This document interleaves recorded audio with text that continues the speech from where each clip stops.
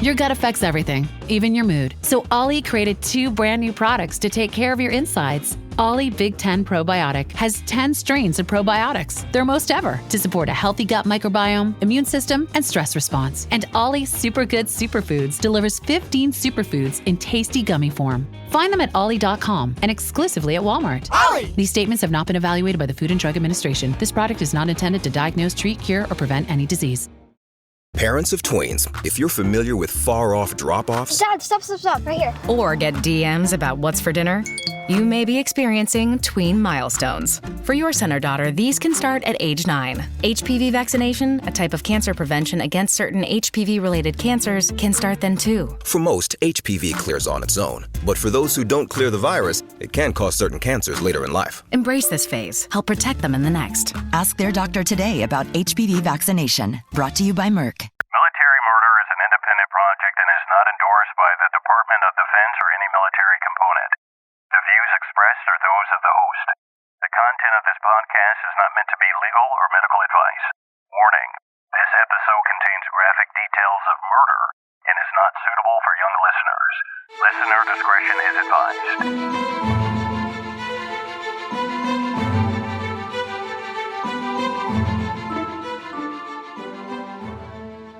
Welcome back, True Crime Army.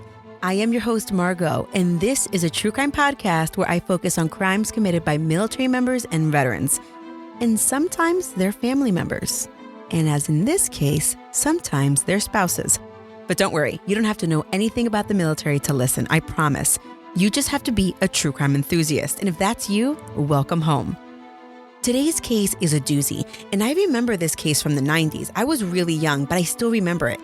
And I had no clue that I'd be able to cover this case on Military Murder, the infamous edition, until my friend Simone, who has a podcast called 90s Crime Time, she covered this story on her Instagram page, and she does a new story. I think she's still doing a new story on her Instagram page every day or maybe every few days.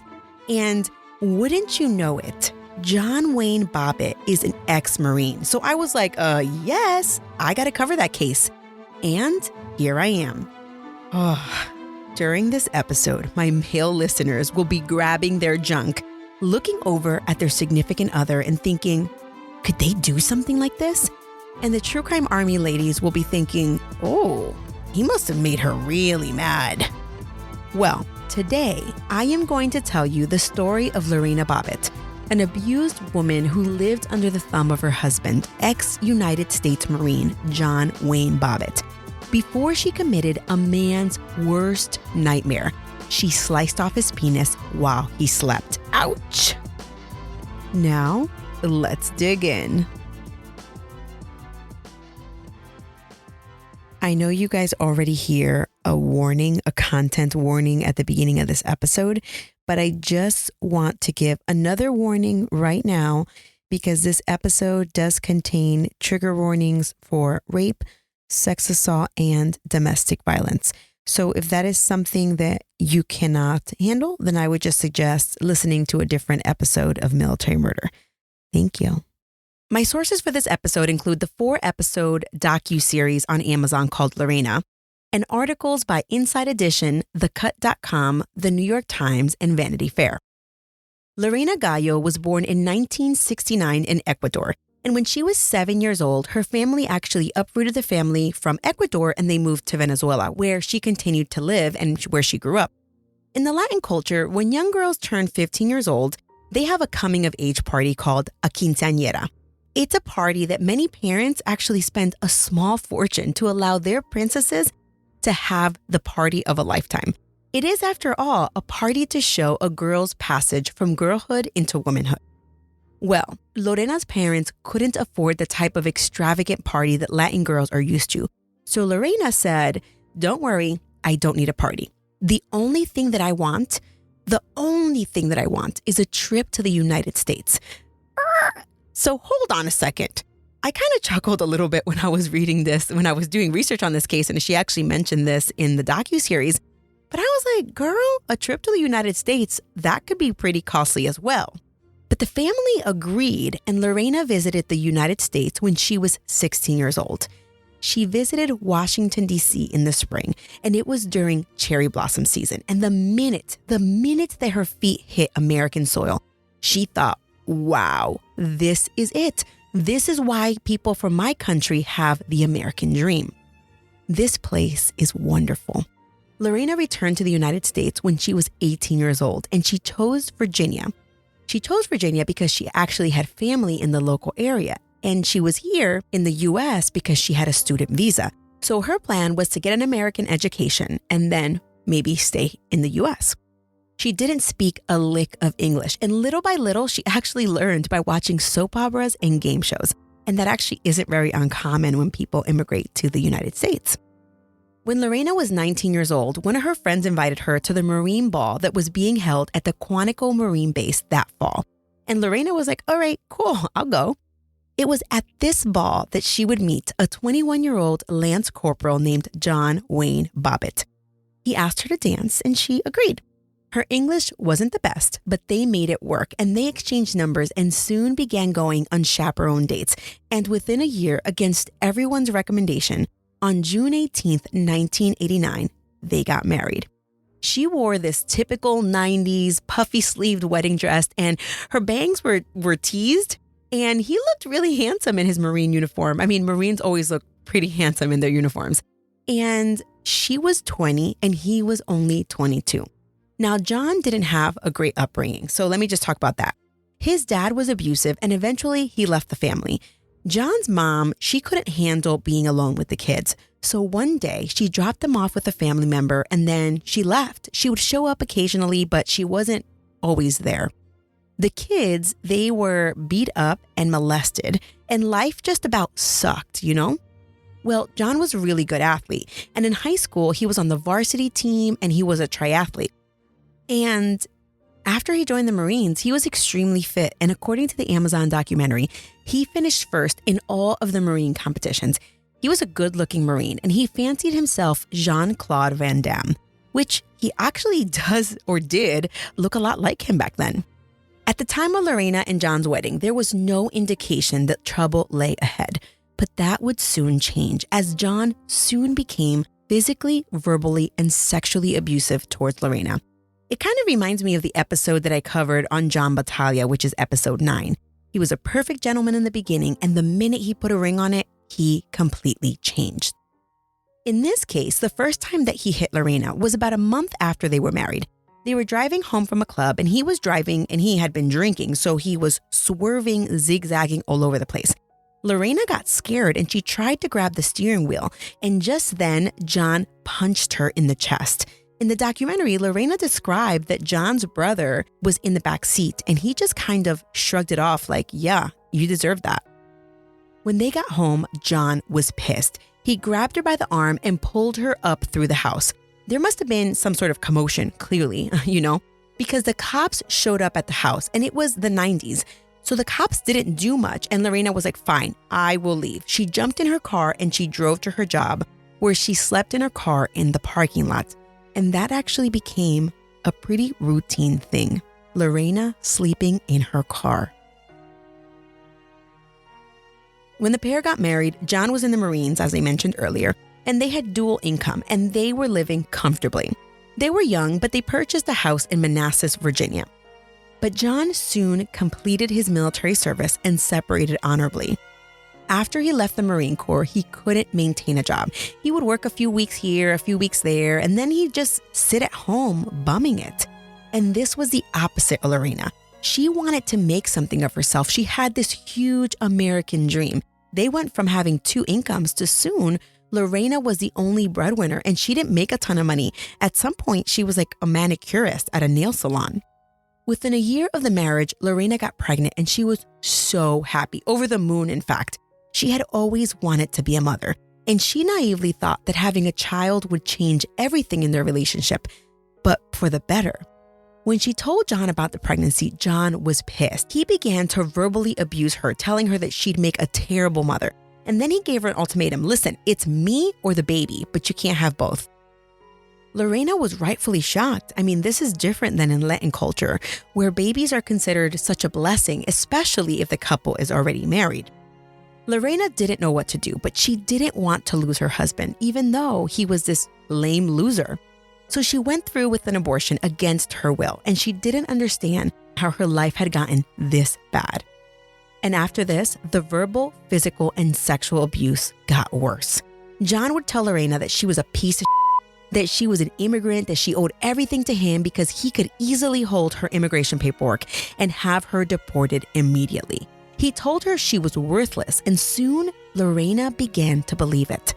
But deep down inside, she didn't want to give up on her own American dream.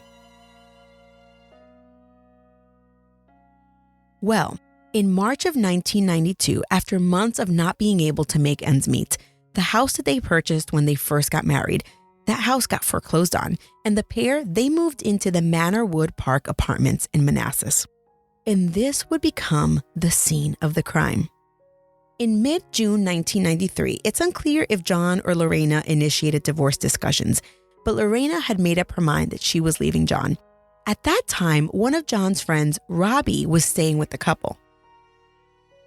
Well, on June 21st, 1993, Lorena attempted to file a restraining order against John.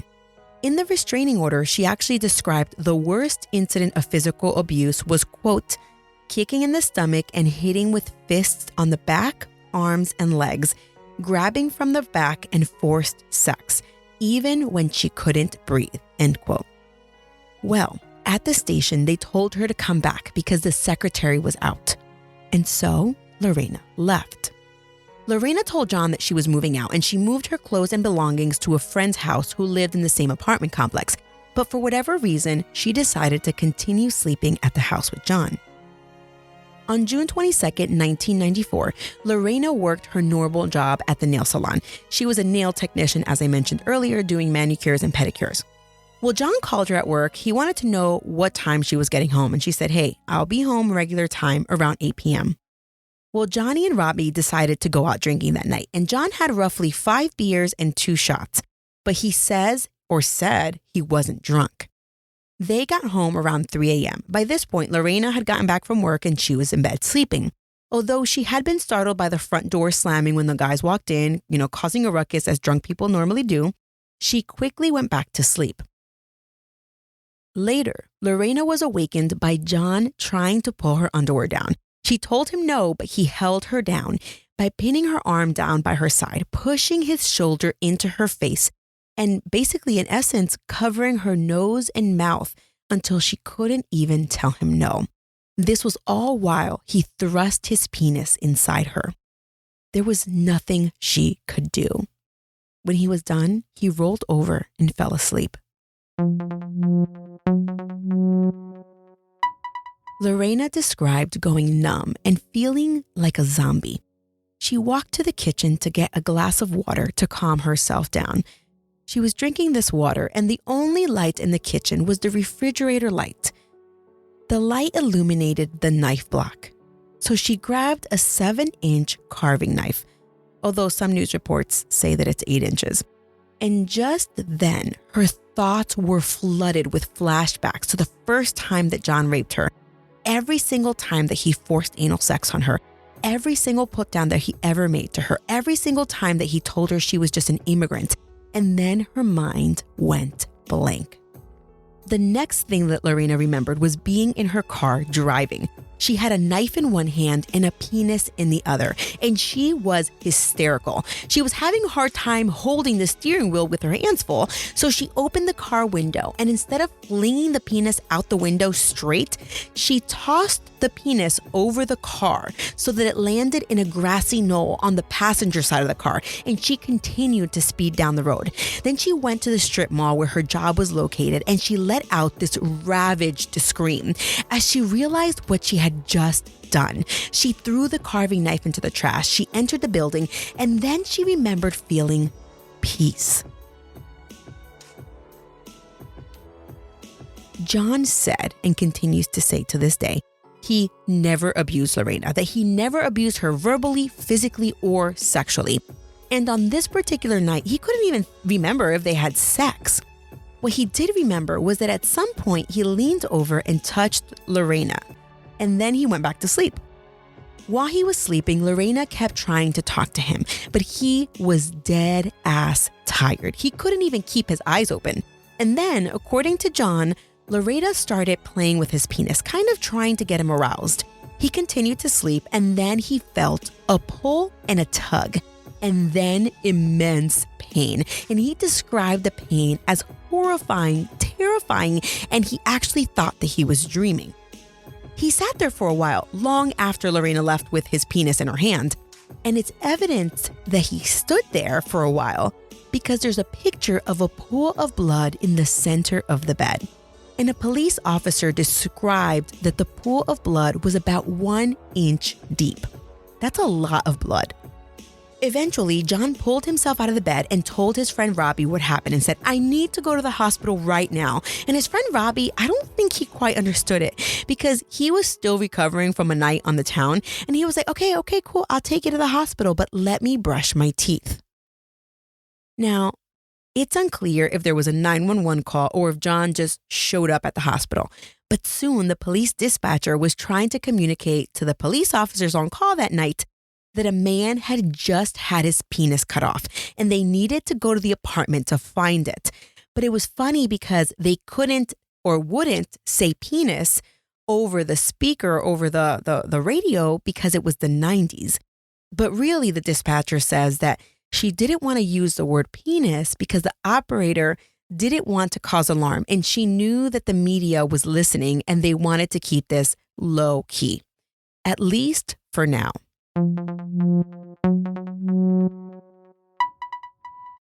Did you know that parents rank financial literacy as the #1 most difficult life skill to teach? Meet Greenlight, the debit card and money app for families. With Greenlight, you can send money to kids quickly, set up chores, automate allowance, and keep an eye on your kids' spending with real-time notifications. Kids learn to earn, save, and spend wisely, and parents can rest easy knowing their kids are learning about money with guardrails in place. Try Greenlight risk-free today at greenlight.com/Spotify.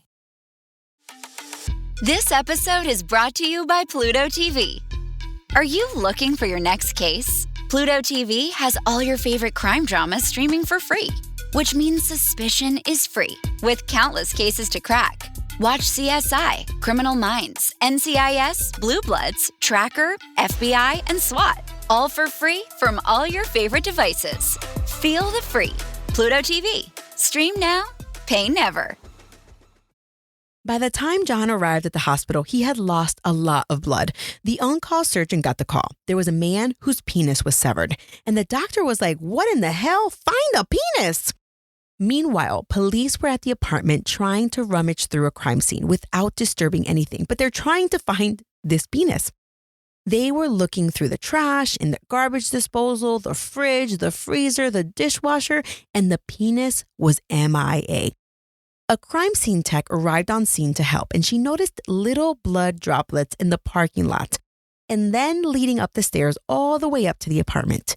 She started hearing that they thought the wife had swallowed the penis, and she was in disbelief.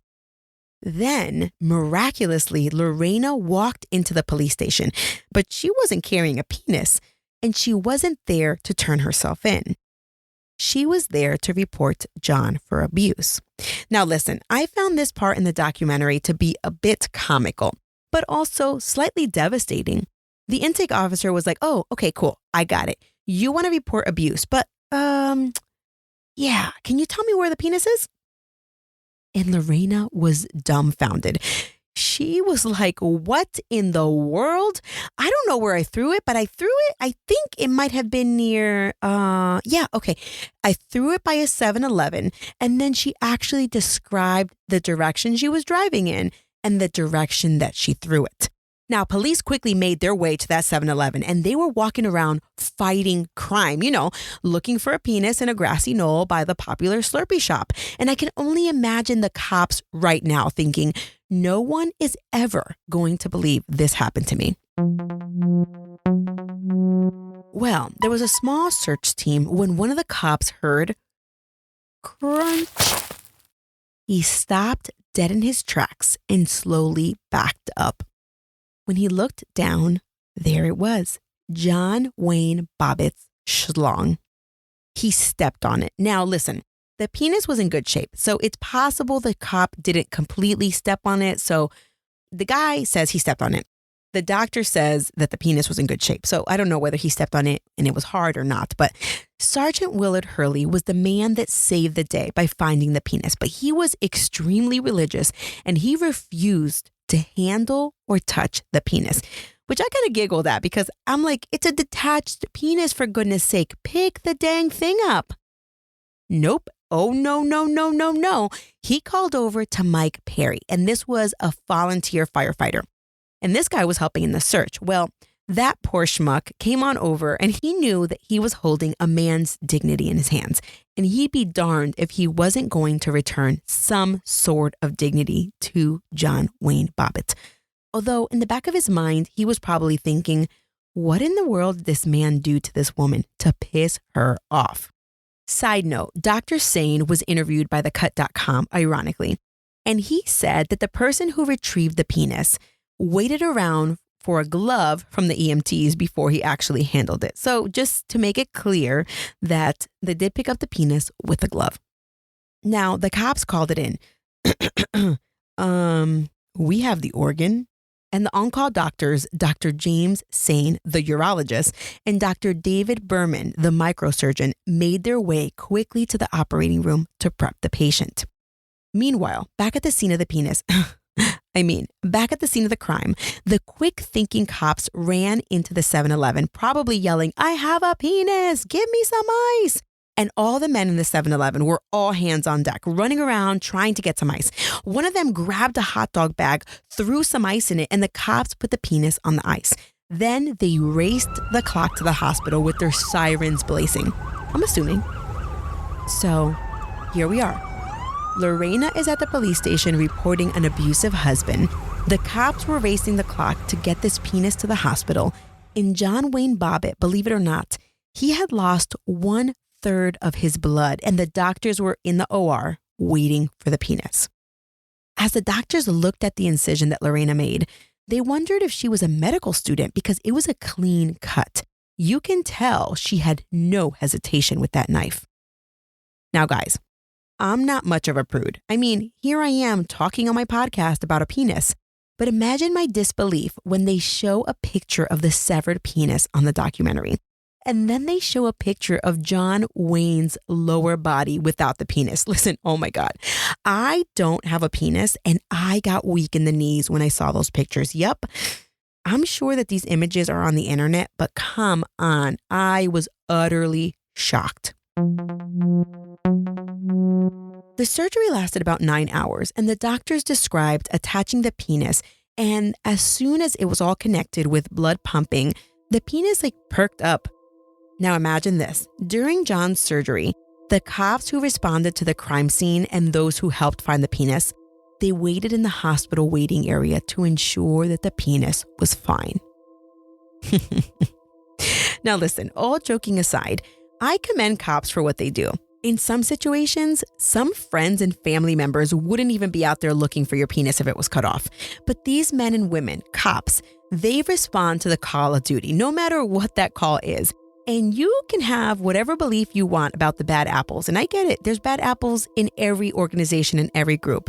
But the majority of cops, good people. So my hat's off to them and let's be kind. Lorena was sent to get a rape kit and she met with a police officer.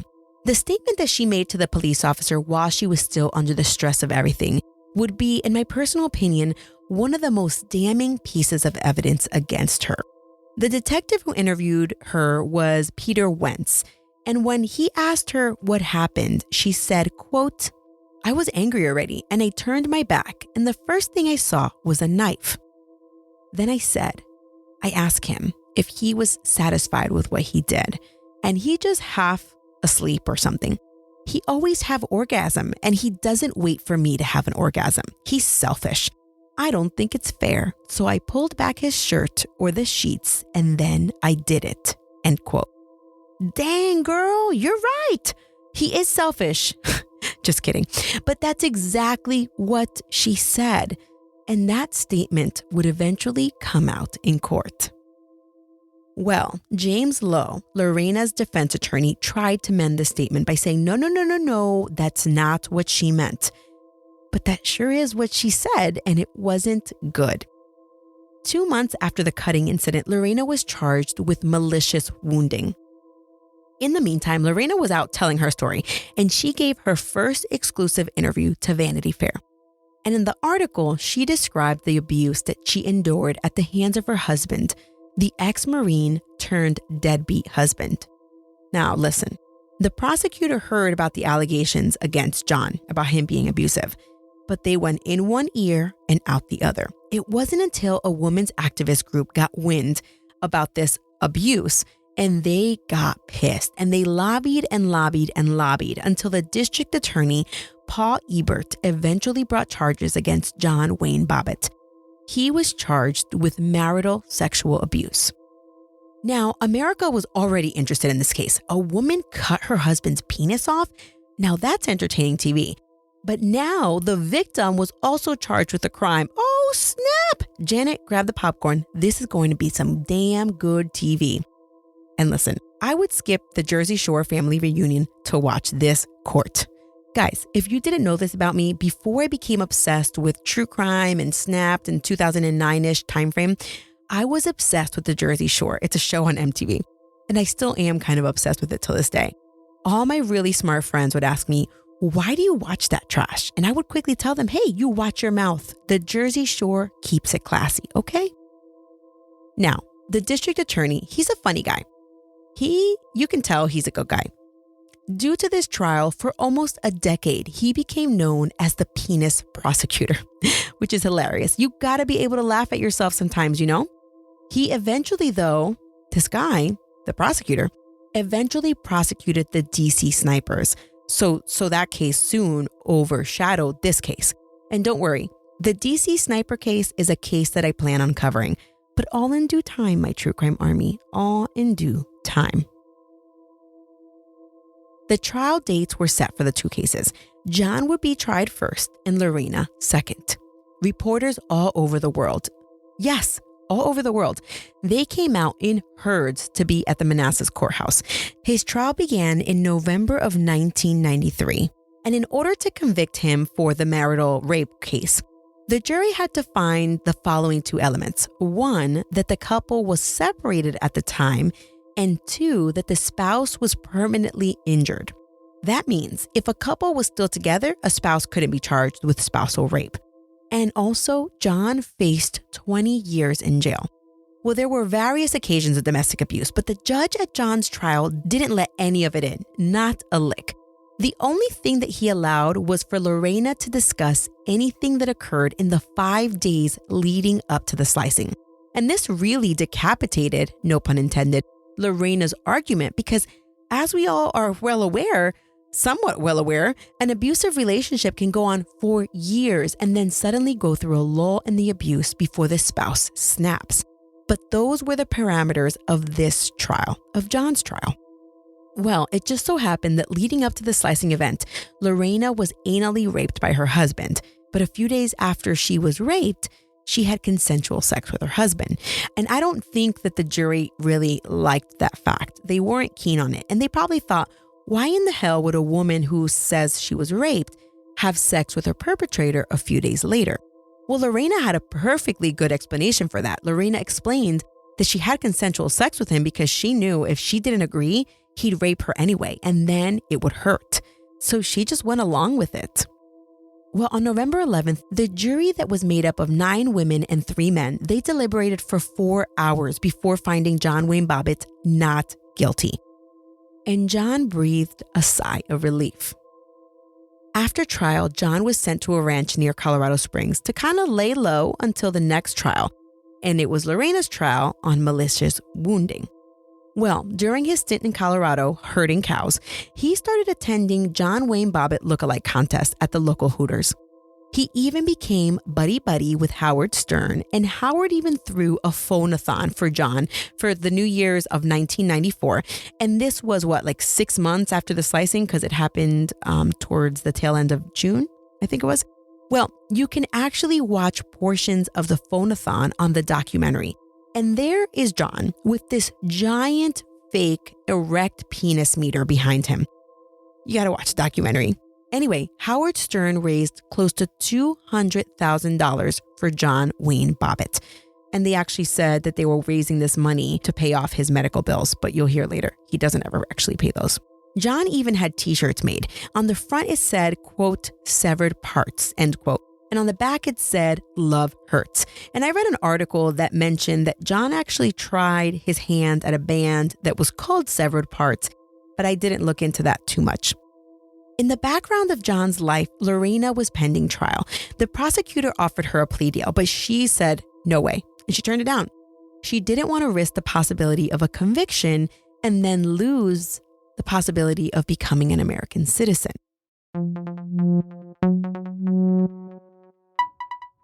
Lorena's trial began in January of '94, and unlike John's trial, which wasn't publicized because it was considered a sex crime, this trial was shown live on court TV. Another thing that was different, in the first trial, the judge said, can't talk about anything outside the 5 days before the incident.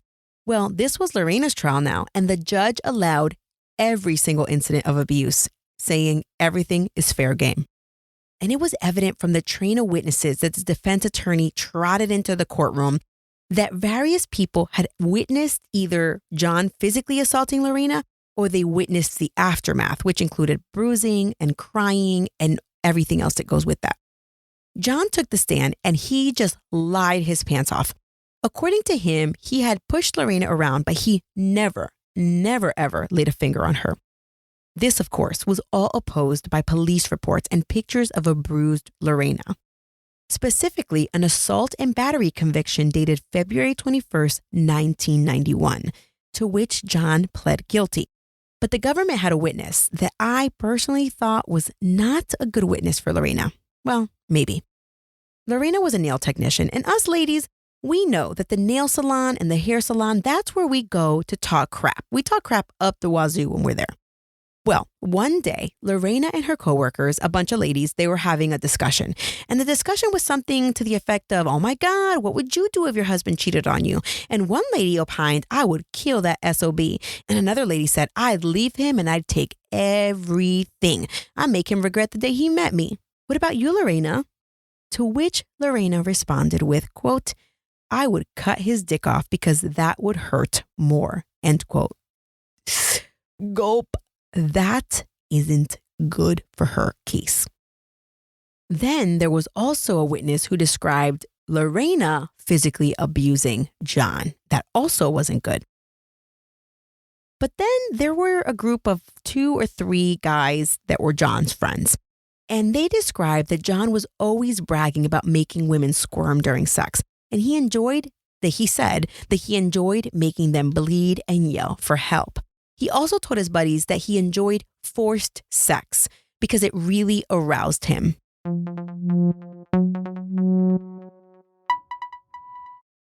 This episode is brought to you by LinkedIn. Healthcare professionals can lead their careers with LinkedIn.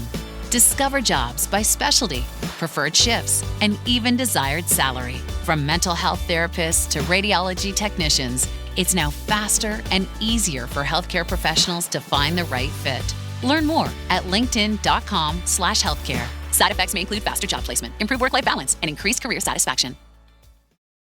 Well, it was evident, yes, Lorena cut off her husband's penis. So this was kind of an easy case, open and shut, right? Well, not so fast. Lorena didn't plead not guilty. She pled not guilty by reason of irresistible impulse, which is kind of like an insanity plea. Basically, she was saying that she did it, but she said she was so overcome with emotions that she didn't have the mental clarity to stop herself. Lorena's forensic psych, Dr. Susan Feister, she said that Lorena was experiencing post-traumatic stress disorder, major depression disorder, and panic disorder. And she had zero control. She had no control of her actions. In that moment, she, quote, became psychotic and attacked the instrument of her torture, and that was her husband's penis, end quote. Then, in mid-trial, the state's forensic psych tended to agree with the defense's psych. The government psych, or the prosecutor's psych, was Dr. Miller Ryans. he's changed his tune and admitted that Lorena was in fact suffering from PTSD. The jury deliberated and they returned a not guilty verdict by reason of irresistible impulse. So even though the jury believed Lorena that she had been abused, she still did what she did. So after trial, she was whisked away and taken to a mental institution for 45 days. Lorena described those days as very tough, but she opened up and said that those 45 days, those days allowed her to discuss openly with her therapist the experiences that she had went through, and that talking about it actually helped her heal little by little. For me, it was amazing because the documentary showed a picture of Lorena, or they showed a video of Lorena before she went into the mental health institution. And then it showed her talking to reporters after she was released, the 45 days. And her demeanor and appearance drastically changed. She looked like a new, refreshed woman, like she was ready to start her life again. After the courtroom drama, John Wayne Bobbitt was a household name, and he was getting paid big bucks for appearances and whatnot. And he became a regular on the Howard Stern show. Well, everyone was eager to see his reattached penis. Was it working? What did it look like? So he did the next logical thing. He starred in a porno called John Wayne Bobbitt Uncut. Although John was making money, he was like rolling in dough. He was so bad with it that he filed for bankruptcy soon after his trial. And his attorney, the one that helped get him acquitted, was never paid. And the hospital, the hospital that helped him regain his dignity, well, they were never paid either. And the John Wayne Bobbitt saga didn't end there. A few years later, he spent 60 days in jail for abusing a different woman. Then he became an ordained minister to perform quickie marriages. Oh, and get this, a penis extension. Ugh, this guy. Well, he kept pushing his luck, and the doctor who performed his penis extension failed to tell him that he was actually pending lawsuits for all of the crappy penile extensions that he had performed. And well, John was pissed because his once functioning reattached penis was now all terrible and deformed looking. But he did go on to make another porno after the enhancement, and that was called John Wayne Bobbitt's Frankenpenis.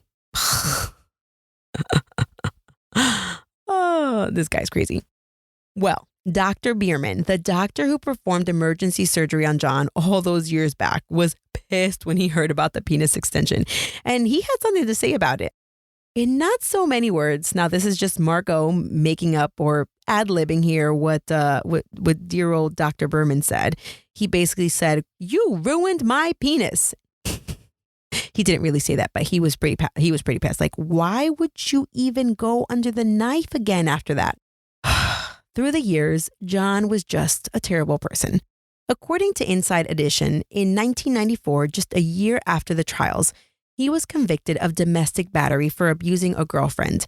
And in 1999, he pled guilty to a felony charge of attempted grand larceny for stealing close to $150,000 worth of clothes from a store. And the documentary actually goes into this. So what he did was he stole the clothes from one store. It was like a chain store. First of all, I don't even know how you can steal $150,000. I mean, you'd have to steal the whole freaking store. I don't know. Maybe that's just because I like to shop at Target and Walmart. But he stole $150,000 worth of clothes and then from a chain. And then he tried to return it to another branch from that same chain. And they were catching on, or they caught on. Well, while he was pending charges for that case, or the theft or the grand larceny or attempted grand larceny, he ran off with a brothel girl.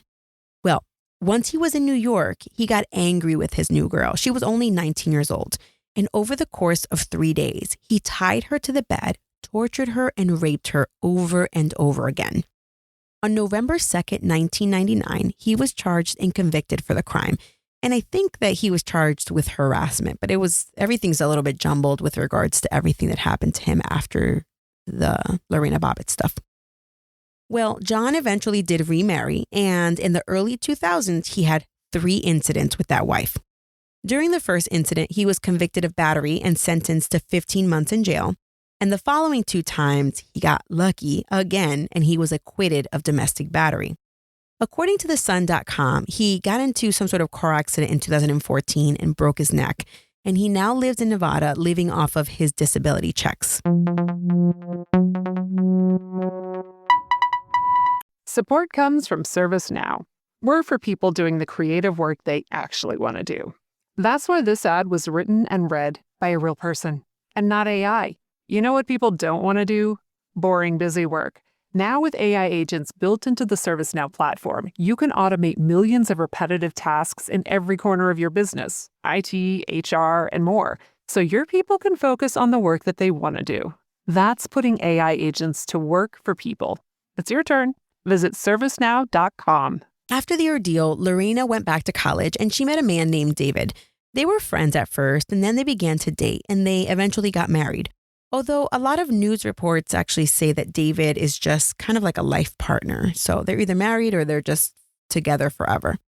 In any event, they went on to have a daughter, and Lorena now helps women who are in the same position as she was decades ago, abused and afraid. John, even after he got his penis cut off, he continued to contact Lorena.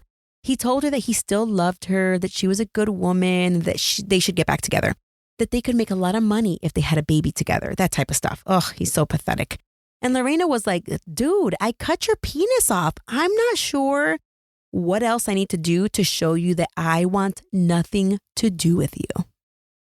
And Lorena, she did what she did, but she was a classy, or still is a classy lady.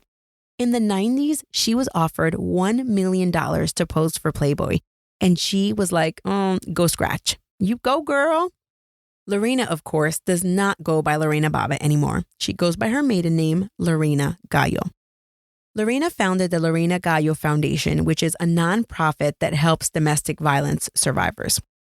I decided to research a few facts about domestic abuse in the United States, and here are those facts because, this is, after all, a case on domestic violence, sexual abuse. According to the National Domestic Violence Hotline and the National Coalition Against Domestic Violence, on average, 20 plus people per minute are victims of rape, physical violence, or stalking by an intimate partner. Nearly 3 in 10 women and 1 in 10 men experience rape, violence, and/or stalking by an intimate partner. 1 in 4 women and 1 in 7 men over the age of 18 have been the victim of severe physical violence by an intimate partner. Female ages 18 to 34 generally experience the highest rates of intimate partner violence. And the most shocking statistic is that nearly half of all men and women, have experienced some form of psychological aggression by an intimate partner in their lifetime. Another fact that I found was that the most volatile time for a domestic violence victim is when she is leaving a relationship and the 6 months after she has left. So this right here, this is why victims need to have a safety plan in place. And I say that she because women are victims of domestic violence at a higher rate than men, but I understand that men are also victims. Now, guys, I joked around a lot in this episode, but this is a very serious topic, and that's at the end of the day what Lorena Gallo wanted to get out, especially in her documentary. And I read lots of articles where she was talking to folks about the entire ordeal from, decades ago. And after doing this episode or researching it, I came up with a new True Crime Army rule. And it's just as simple as my number one rule. And I know that my number one True Crime Army rule is that divorce is always better than murder. Are you ready for my new one? Here it is. Keep your goddamn hands to yourself. Don't hit people. That includes women, men, small children, elderly folks, okay? And also keep the animals out of it. They didn't do anything to you. That's it. That's my new True Crime Army rule. Keep your damn hands to yourself. Also, I have another one. As it refers to sex, if the person that you want to have sex with isn't telling you that they want to have sex, they probably don't want to have sex with you. So go grab some lotion and take care of yourself. It's that simple. Okay? All right. I know everyone who's preaching to the choir here, but really, guys, these are crazy, simple, simplistic True Crime Army rules. Like, keep your goddamn hands to yourself, and also, not everybody wants to have sex with you. If you or anyone you know needs help or advice, there are resources for you. Please contact the National Domestic Violence Hotline at 1-800-799-SAFE. That is 1-800-799-7233.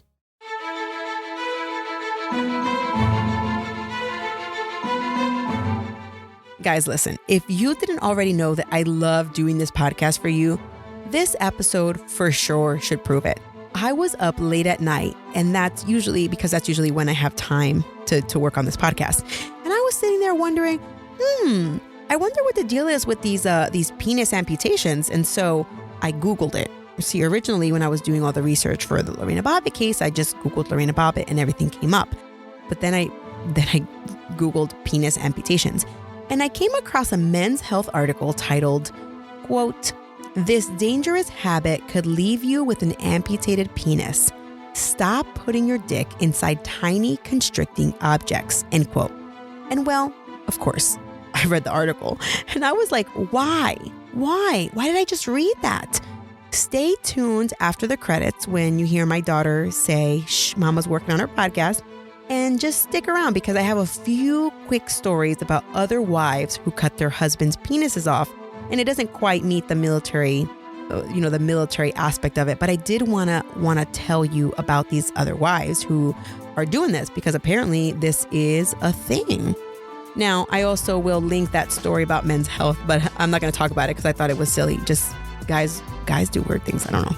All right. You can find me on social, on Instagram at Military Murder Podcast, on Facebook at Military True Crime, and on Twitter at Military Murder. And I would suggest, now that we're all kind of stuck at home, go and follow me on one or all of those social media accounts. Everyone who follows me there, they know that if they interact with me, if they leave a comment, or if they send me an email, I'm pretty quick to respond for the most part. All right. This show was created and produced by Mama Margot Productions, and the music was created by Tyops. Please check the show notes for a direct link to my sources page on my website, militarymurderpodcast.com. Until next time, remember, you never really know what someone is capable of, so remain vigilant always. You have a fabulous week, and I'll keep digging to bring you another military murder story next week. Shh, Mom's working on our podcast. All right. Thanks for sticking around after the credits. This is where the craziness happens. Okay. So one of the doctors that helped to reattach John Wayne Bobbitt's penis, he recently did an interview with thecut.com, and it was Dr. Sain, the urologist. During that interview, he said something that piqued my interest. Apparently, back in the 70s in Thailand, women had lost their minds. Maybe not. And when these women found out that their husbands were unfaithful, they'd wait until the husband was asleep, and then they'd cut their penises off with a kitchen knife and throw the penis out the window. Now listen, the thing with them throwing a penis out the window was that in the 70s, I don't know what Thailand looks now, and I'm only saying this because I did a little bit of research, so I know nothing. But in the 70s in Thailand, the houses were on these kind of elevated, like stilts, and under the house, that's where they would keep their livestock, their pigs, their chickens, their ducks, and all their other animals. Well, once a penis was thrown out the windows, the ducks would waddle on over and gulp, chew it up, or swallow it. And well, it's difficult to reattach a deformed penis. And according to theguardian.com, most of these cases occurred after a few things. 1, the couple endured a financial crisis. 2, after the husband had taken drugs or was highly intoxicated. And 3, when the wife experienced public humiliation after discovering that her husband was practically a philandering pig. Yikes! So men, be careful. The 70s was not all that long ago. Just kidding. Well, I want to point out 2 hilarious comments for that Guardian article that I read about. One man, he was mocking the whole content of the article, like, why in the hell would someone write this? So he wrote, quote, "Well, I'm glad that question has now finally been answered. No longer will I lay awake at night pondering it," end quote. To which another man hilariously responded, quote, "I'm going to lay awake at night still just to be sure," end quote. All right, so we just covered the Lorena Bobbitt case. Well, there were 2 more recent U.S. cases about wives who cut their husbands' penises off. And here are those stories very, very briefly. Guys, this is like a bonus to the bonus episode, right? In California in 2011, a 48-year-old woman named Catherine Becker and her 51-year-old husband were going through a divorce. 2 months before the incident, the man, the husband, he filed for a divorce, but they continued to live together because the husband didn't want to put her out and he felt bad she didn't have a whole lot of money. Well, in early July, Catherine cooked dinner and she poisoned the dinner with Ambien. She waited until he was knocked out and then she got him on the bed, or maybe that's where he passed out. She tied his hands to the bed.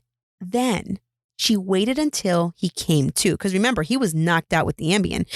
Well, she waited until he woke up on his own. Then she grabbed his penis and cut it off with a 10-inch kitchen knife while he watched. Then she ran to the kitchen and threw it down the garbage disposal. What? But wait, she's so cray. She is so cray that she caught the entire thing on film. Immediately after the assault, the husband was listed in critical condition, of course, but he did end up surviving. However, because she had thrown the penis down the garbage disposal, reconstructive surgery was not successful. Now that's a crazy bee. In 2013, according to NBC News LA, Becker was convicted of aggravated mayhem, maliciously depriving a human of a body part, and torture. She was sentenced to life in prison with the possibility of parole, and she has to serve 7 years before she's eligible for parole. So that means that now she's eligible for parole. So I don't know if they let her out or anything like that. I don't know. Okay, so here's another one for you. Earlier than this, in 2005, in Anchorage, Alaska, Kim Tran, a 35-year-old woman, was secretly dating her aunt's husband. Yes, you heard that correctly. This lady, Kim, was dating her aunt's husband. He was a 44-year-old man. Well, Kim was pissed that her boo wouldn't leave his wife, aka her aunt. So she cut off his penis and flushed it down the toilet, and then she drove him to the hospital. According to the Chicago Tribune, a city wastewater utility worker, he went to the house, had to dislodge the toilet from the floor, and the penis was stuck, in the S-curve of the toilet, where it attaches to the ground. That's where the penis was stuck. So when they detached it, the penis just kind of flopped out. And so they put it on ice and delivered it to the hospital. Now, this guy was luckier than the guy I just talked about a few seconds ago, and he had successful reconstructive surgery. Now, Kim was charged with assault and tampering with the evidence, but I couldn't find much information on the final verdict. So if you know, let me know, but I don't know what happened to this woman. Anyway, all joking aside, although it's funny, but not really, I was a little baffled by these stories that I found. I was like, what? So now that you guys are sufficiently freaked out, I'm going to sign off and say goodbye. Go check out that series on Lorena, and I'll see you guys next week. Bye.